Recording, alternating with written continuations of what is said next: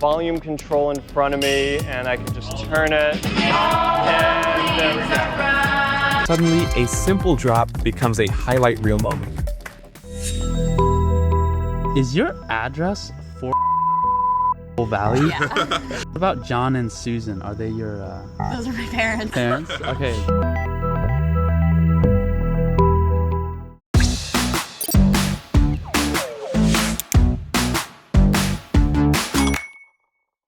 안녕하세요. 데이터를 만지고 다루는 안혜민 기자입니다. 미국 라스베이거스에서 열린 CES가 마무리되었습니다.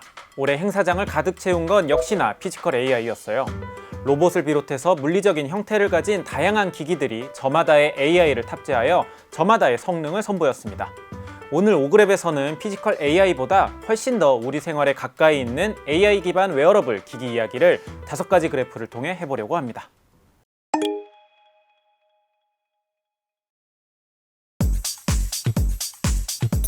올해 CES에 참여한 전 세계 기업들은 자신들의 제품에 AI를 적용해 그 기술력을 뽐냈습니다.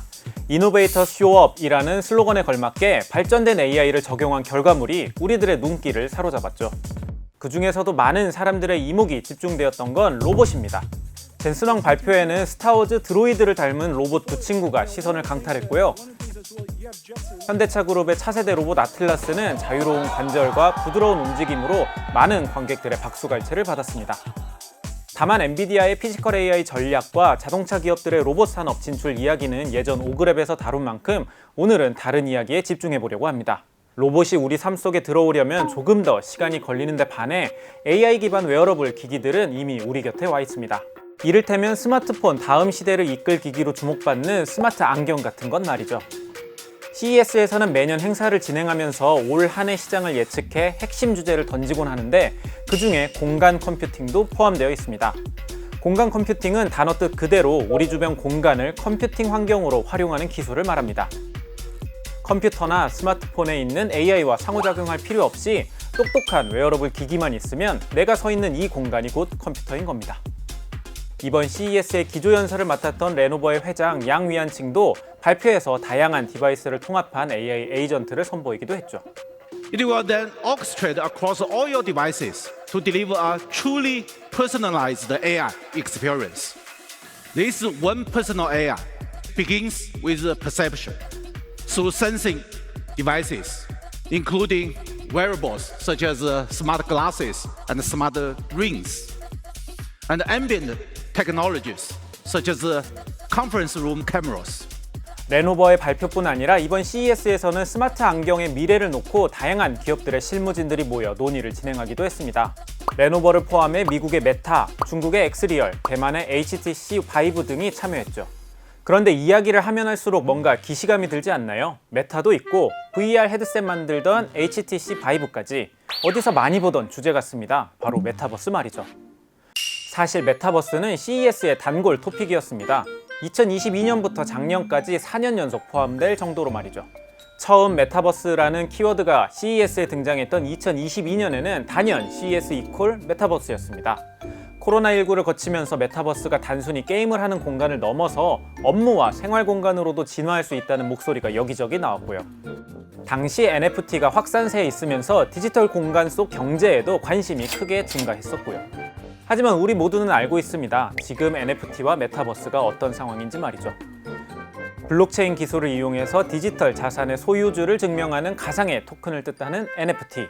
2023년 이후 NFT에 대한 관심도는 확 식었고 관련 거래도 크게 줄어들었습니다. 오그랩 첫 번째 그래프입니다.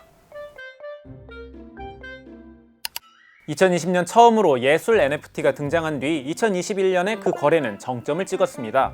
거래 규모는 전년 대비 10,000% 넘게 증가해서 29억 7천만 달러를 기록할 정도였죠. 당시 거래된 NFT 중에는 단일 품목으로 역대 최고 금액을 찍은 이 작품도 포함되어 있습니다. 낙찰가가 무려 6,930만 달러로 우리나라 돈으로 1,000억 원이 넘어요. 하지만 지금은 거의 거래가 없다시피 해서 사실상 시장 붕괴 상황입니다. NFT 시장도 망하고 메타버스에 대한 관심도 시들해지던 와중인 지난 2023년 6월에 Introducing Apple Vision Pro. 애플이 뜬금없이 비전 프로라는 새로운 디바이스를 발표합니다. 누가 보더라도 메타에서 만들어왔던 메타버스용 증강현실 장비로 보였지만 그들은 공간 컴퓨팅이라는 새로운 용어를 사용했어요. Apple Vision Pro will introduce us to spatial computing. 발표를 하면서 애플 관계자들은 단 한 번도 VR, AR, 메타버스 같은 용어는 사용하지 않았습니다.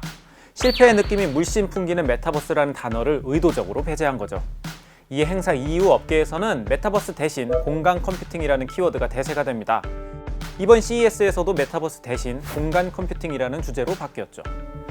이러다 보니 그냥 택깔이 한 것 아닌가 싶겠지만 엄밀히 따지면 메타버스와 공간 컴퓨팅은 다른 개념입니다. 공간 컴퓨팅은 우리가 살고 있는 이 물리적 현실과의 통합을 지향한다면 메타버스는 완전한 가상세계로의 진입을 목표로 하죠. 그렇기 때문에 메타버스는 최종 종착지이고 공간 컴퓨팅은 그 여정의 방식으로도 해석할 수 있습니다. 구글의 두 번째 그래프입니다. 가트너가 제시한 메타버스 구현을 위해 필요한 다양한 영역의 기술들입니다. 수많은 기술들 가운데 여기 이 공간 컴퓨팅이 인프라 영역에서 핵심 기술로 자리 잡고 있죠.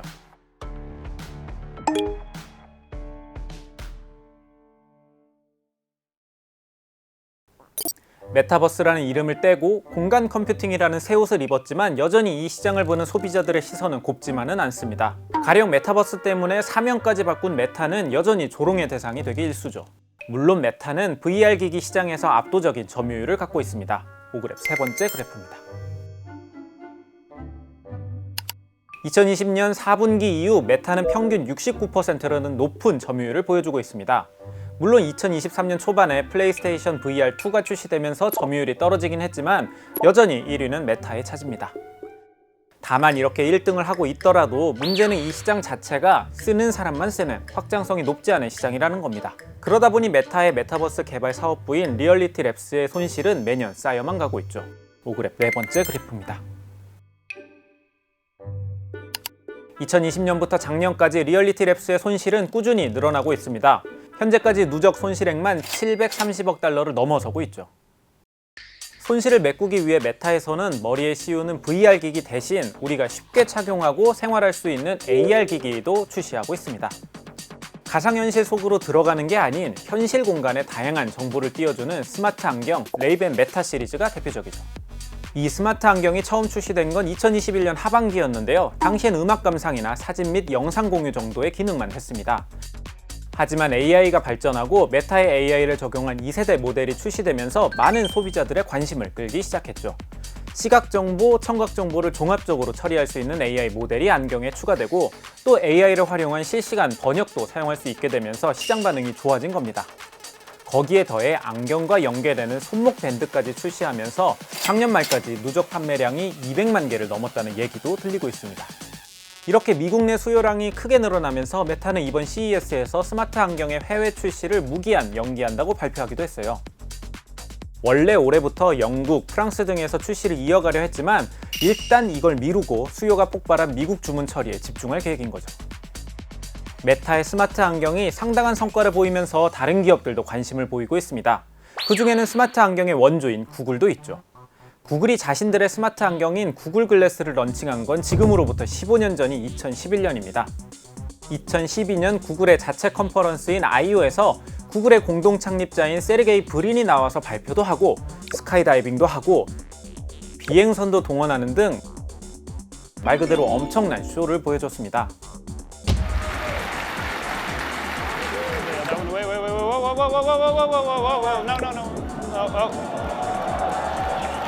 Elsewhere. Here they come up. Yeah. All right. 하지만 1,500달러라는 가격은 터무니없이 비쌌고 두세 시간이면 배터리가 다 나가는 데다가 기능 자체도 특별하지 않았던 탓에 구글 글래스는 구글의 대표적인 실패작이 되었죠. 그런 구글이 절치부심해서 다시 스마트 안경에 뛰어든 겁니다. 과거의 실수를 반복하지 않기 위해 구글의 뛰어난 AI 기술력을 무기삼아 말이죠. 15년 전 직접 발표까지 했었던 세르게이 브린 역시 마음을 단단히 먹었습니다. Yeah, when you have like your cool new wearable device idea, really fully bake it before you have a cool stunt involving skydiving and airships. But I think I just tried to commercialize it too quickly before we could make it more, as cost effectively as we needed to and as polished as we needed to from a consumer standpoint and so forth. 15년 전에 실패를 인정한 구글은 메타가 레이벤과 협업해서 스마트 안경을 만들었던 것처럼 구글의 AI 제미나이를 필두로 하드웨어는 삼성전자와 디자인은 젠틀몬스터 워비파커와 협업해 올해 안에 제품을 내놓을 계획입니다.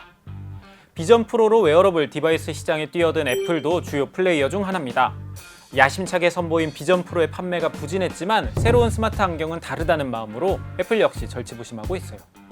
퍼스트 무버였던 메타와 재수생 구글, 거기에 감성의 애플까지.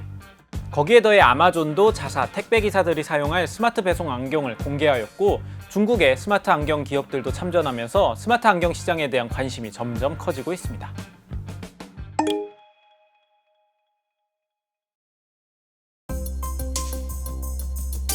발전한 AI 기술력을 바탕으로 다시금 많은 기업들이 스마트 안경 시장에 뛰어들고 있지만 풀어야 할 숙제가 있습니다. 바로 사생활 침해 문제죠. 과거 구글 글래스가 소비자의 선택을 받지 못한 수많은 이유 가운데 이 이슈도 포함되어 있어요. 내가 쓴 구글 글래스가 불특정 다수를 상대로 허가 없이 녹화하고 분석할 수 있었기 때문에 개인 프라이버시 침해 논란이 있었거든요. 그럼에도 불구하고 꿋꿋이 구글 글래스를 쓰고 다니는 사람들을 두고 글래스홀이라는 별칭이 붙기도 했습니다. 사실 이 이슈는 지금도 현재 진행형인 문제입니다. 메타의 스마트 안경을 해킹해서 길거리 사람들의 개인정보를 바로바로 확인할 수 있는 아이 엑스레이라는 시스템을 하버드 대학생 2사람이 만들기도 했으니까요. Do you happen to be the person working on like minority stuff for like Muslims in India at all or something? Really? Are you Kashif? Yes. Oh, I've read your work before. It's super cool.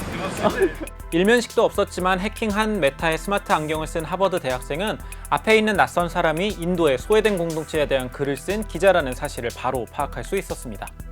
시스템 해킹에는 큰 노력도 들어가지 않았어요. 메타 스마트 안경이 녹화를 시작하면 그 영상을 인스타그램으로 실시간 스트리밍하고 실시간 스트리밍 영상에서 얼굴을 포착하는 알고리즘을 사용해서 인식된 얼굴을 PMIZ라는 얼굴 검색 엔진을 이용해 검색하는 게 다입니다. 메타의 제품뿐 아니라 아마존의 스마트 택배 안경도 비슷한 우려 지점이 있습니다. 택배 노동자의 정보를 파악해 감시하거나 택배 고객의 정보를 임의로 확보할 수 있다는 지적이 나오고 있거든요. 이런 우려 지점들만 보면 스마트 안경의 미래가 어두울까 싶겠지만 앞서 살펴봤듯 미국에서 수요는 폭발하는 상황입니다. 소비자들의 판단은 생각보다 복잡하다는 거죠. 한국인과 미국인 합쳐 총 1,300명을 대상으로 설문조사를 진행해봤습니다. 스마트 안경의 사생활 침해 논란에 대해 두 국가의 소비자들은 어떻게 생각했는지 오그랩 마지막 그래프를 통해 살펴보겠습니다. 프라이버시 걱정 정도는 우리나라 사람들이 미국인보다 조금 더 많이 걱정했습니다. 그리고 이러한 우려 지점에도 스마트 안경을 사용할지 여부를 물어봤더니 역설적이게도 걱정을 많이 한 한국인이 이 질문에도 미국인보다 더 높게 대답했습니다. 미국인들은 내 정보가 털린다면 아무리 편해도 안 쓰겠다는 입장으로 해석할 수 있지만 반면 우리나라 사람들은 유용하다면 충분히 선택할 수 있다는 거죠. 여러분은 어느 쪽에 더 가까우신가요? 개인의 프라이버시와 기술의 편리성, 어떤 것이 더 중요한가요? AI라는 새로운 무기를 들고 공간 컴퓨팅이라는 이름으로 다시 도전장을 내민 기업들. 메타의 스마트 안경 판매량이 200만 대를 돌파하고 글로벌 빅테크들이 앞다투어 참전하면서 차세대 디바이스 시장의 문이 조금씩 열리고 있습니다. 물론 여전히 해결하지 못한 프라이버시 침해라는 숙제는 남아있습니다. 기술의 편리함과 사생활의 가치 사이에서 빅테크들은 어떻게 문제를 풀어낼까요? 오늘 준비한 오그랩은 여기까지입니다. 긴 영상 끝까지 시청해주셔서 진심으로 감사드립니다.